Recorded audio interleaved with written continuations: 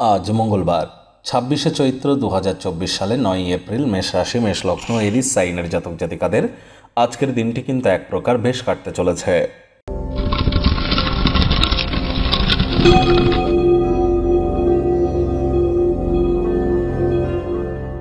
ভিডিওটির শুরুতেই আপনারা স্ক্রিনে দেখতে পাচ্ছেন মঙ্গল গ্রহের বীজ মন্ত্র ওম ক্রাং ক্রিং ক্রং স ভূমায় নমঃ।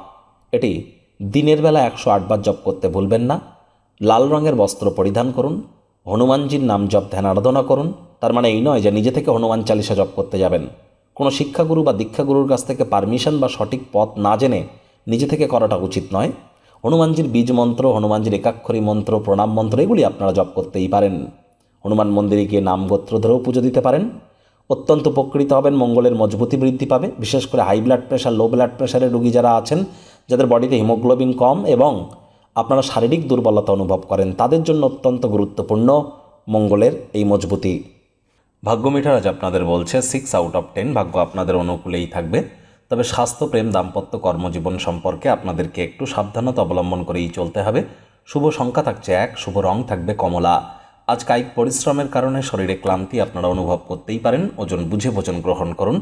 রাস্তাঘাটে সাবধানে গাড়ি ঘোড়া চালান। কোনো প্রকার নেতিবাচক অনুভূতির আশ্রয় নিলেই হতাশা কিন্তু আপনাদেরকে গ্রাস করতেই পারে।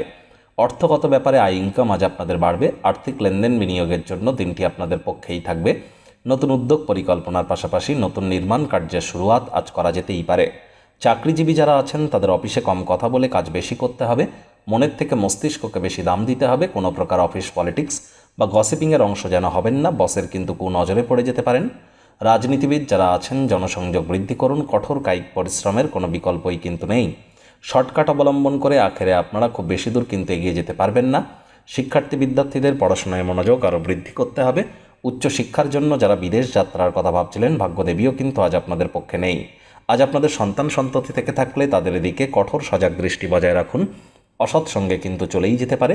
চোখে চোখ রেখে খুব ইজিলি মিথ্যে কথাও বলে দিতে পারে।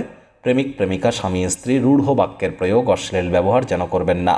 তৃতীয় কোনো ব্যক্তিকে সম্পর্কের মধ্যে যেন প্রবেশ করতে দেবেন না। সম্পর্কের দুর্বলতা কিন্তু আরও বেড়ে যেতে পারে।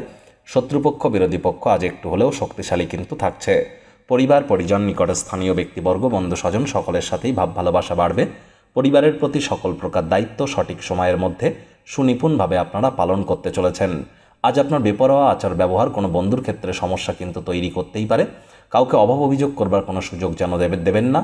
আজ আপনি চাইবেন নিজের জন্য সময় বার করতে, সময় পেয়েও যাবেন। সেই সময়টিতে ব্যক্তিত্বের মূল্যায়ন করে কাটান।